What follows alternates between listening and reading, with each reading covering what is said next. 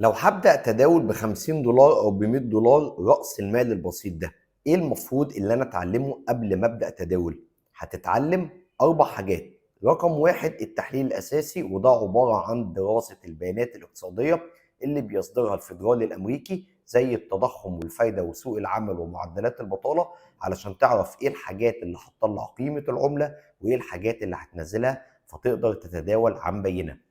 رقم اتنين التحليل الفني، وهتكتفي فيه بالشموع اليابانية والمدرسة الكلاسيكية اللي بتعتمد على تحديد القمة والقاع والقناة السعرية مع دراسة مؤشر أو 2 بالكتير.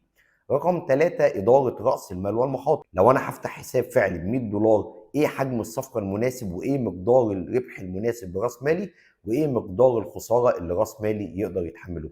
رقم 4 التهيئة العقلية والنفسية ليك كمتداول في أسواق المال. ال4 حاجات دول هتبتدي تطبقهم على حساب تجريبي لمدة 3 شهور، وليكن مثلا الحساب ده قيمته 3000 دولار تجريبيين. بعد 3 شهور لو لقيت ال 3000 دولار دول زادوا بمعدلات من 5 ل 10%، معنى كده ان انت جاهز للتداول وتقدر تفتح حساب حقيقي. ولو لقيت ال 3000 دولار نسبة الخسارة فيهم عالية شوية، معنى كده ان انت محتاج تزود التدريب شوية لغاية ما تحقق نسبة نجاح مجزية على الحساب التجريبي تمكنك وتشجعك انك تفتح حساب تداول فعلي.